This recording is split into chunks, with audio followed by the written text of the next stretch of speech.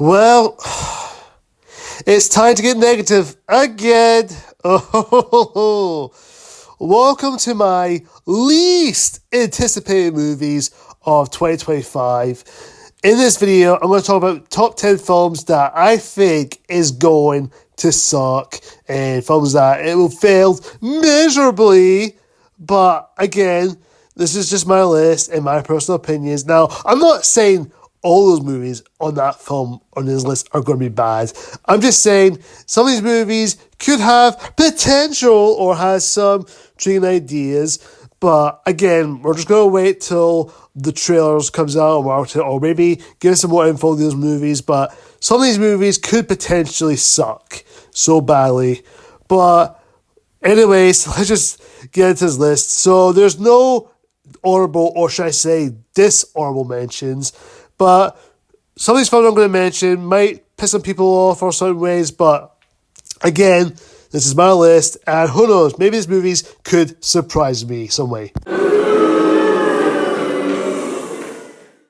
Coming at number 10 is, well, no prize for everyone, but is Peter Pan's Neverland Nightmare, which is a horror reimagining of Peter Pan and Wendy by J.M. Barrie, which, don't get me wrong, this Peter Pan horror film could have potential, but from what I've seen, it just didn't look that interesting. It just looks way too out there, which I don't know how Neverland's going to look like. I don't know how things go in with it, but again, who knows?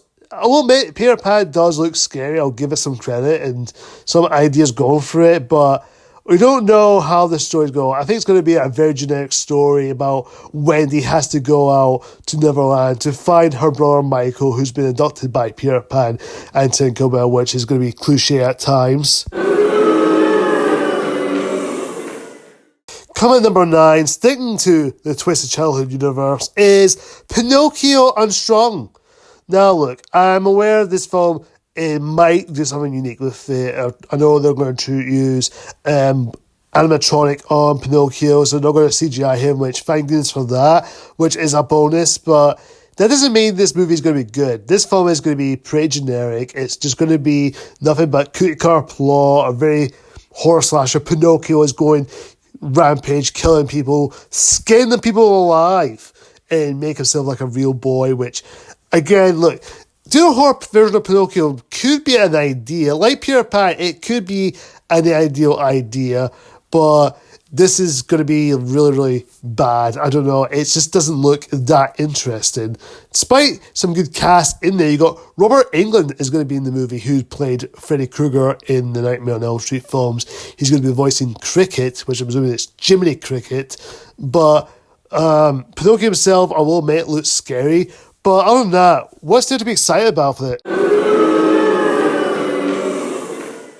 Coming number 8, I know, the third Twisted Childhood film is Bambi the Reckoning. This is a horror version of Bambi. Of course, Bambi is a zombified deer who's going after humans, of course, seeking revenge on his mother's death. Again, it could be an idea, it could work, but again, what's the purpose of it? Again, I tried to do something unique with these childhood favourites and turn them into horrors. We had them with Winnie the Pooh, and soon we're going to get Peter Pan now this, and of course Pinocchio later this year. But why do we need this? I will admit, Bambi does look very scarifying, and the CGI doesn't look too bad. I guess it was only a nighttime shot. I don't know how he works on the daylight, but from what I've seen for the teaser, it does look high potential. But I'm still not hoping for this movie to be good at all. At number 7, it is Lilo and Stitch.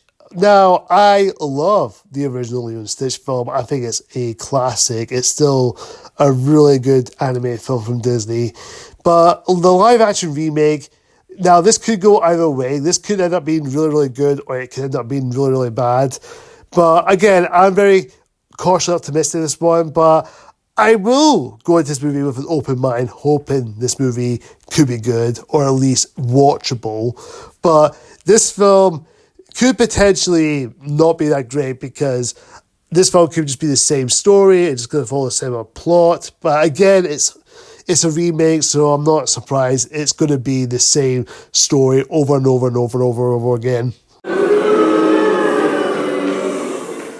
Number 6 is Smurfs, an animated Smurfs movie. Thankfully, it's not live action, but I'm really sick and tired of these Smurfs now because I haven't seen the one from Sony Pictures. I think it's from another studio this time round, but I still don't get why people are making these movies. I'm getting smurfed out on this.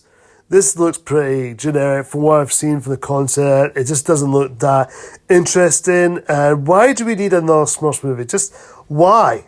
I mean, why? Who knows? Maybe it'll be good, but in terms of animation, it is for kids, so kids will probably enjoy it, but maybe adults will find this like very cookie cutter. It's going to be predictable and very generic as well. On that, number 5 is Jurassic World Rebirth. Why does this movie exist? I don't know, for money-wise, because we all know that Jurassic World, 3 of those films in that trilogy made billions of dollars at the box office, so it's pretty much is successful. But after the disappointing that was Dominion, why do we need another one? I thought we'd done with it. I thought after Dominion, that's it, but somehow we're getting another one, which is unnecessary. It's because Hollywood's just cashed in on certain movies like this. And I know Scarlett Johansson and Mahershala Ali is going to be in the movie, but just because they're in it, they're not going to save the movie for being a disaster it is.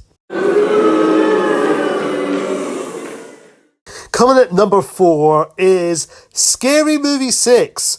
A 6 scary movie. Like, the last time we have a scary movie, was 11 years ago, we had a film called Scary Movie 5. And here we are making a 6th film of Scary Movie. Now, look, I get it. These movies, for the first 2 or 3 movies, they're enjoyable. But ever since then, it's just not that funny. It's just become lazy. The humor is juvenile. It's just stupid and dumb. It just become less unfunny. Especially Scary Movie 5, which just became the most unfunniest movie ever made. I guess a proper parody film, it makes money, whatever the plot will be, it's just going to be parodying certain horror films of today, and they'll start taking some agility out of it, so I'm not that excited at all for it. At number 3, oh my god, here we go. Another Disney live action film for next year, Snow White. This is a film that may have a lot of controversy behind it because, minus the whole Rachel Zegler's comment, the whole Prince is a creep or a stalker, which I know that's pissed many people off, and of course the whole thing behind it.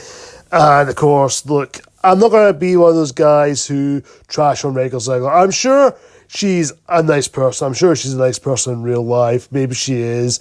Maybe some of the words she does take is a little bit too harsh in a certain degree. But just the thought behind it, the trailers and the marketing just doesn't sell me to make me excited for it. And not only that, the dwarfs themselves, the 7 dwarfs, just looks very ugly looking, a very uncanny valley type of thing going on these dwarfs, which kind of worries me a little bit. Now, look, I am going to go into this movie. I am willing to give it a chance. I am willing to give this movie the benefit of the doubt. And I got Gal Gadot in it, so at least that's something to be looking forward to. Coming at number 2, How to Train Your Dragon, the live-action remake. Now, look, I know it's the same director who made the How to Train Your Dragon trilogy, which I know he's very passionate about, and I respect him having that passion for this movie, and I do have a lot of respect for it. There are maybe a nice moments in this trailer with the marketing, the dragons, even Toothless as well, does look very neat and very designed, but do we really need another live action or another movie of How to Train Your Dragon, but in live action? It's unnecessary. I know Gerard Butler's return is stoic, and of course we have a younger cast to play these characters, especially Hiccup. Now, maybe this movie could be good. Maybe, I don't know. But just do we really need a How to Train Your Dragon? Because the original came out nearly 15 years ago, and that is still holds up to this day, is what's the point of it? Again, like any other movies, I am willing to give it a chance. I am willing to go in this movie with an open mind. Maybe it might be good, it might be decent, but if this movie turns out to be bad, I'll just stick to the original trilogy, which still holds up to this day.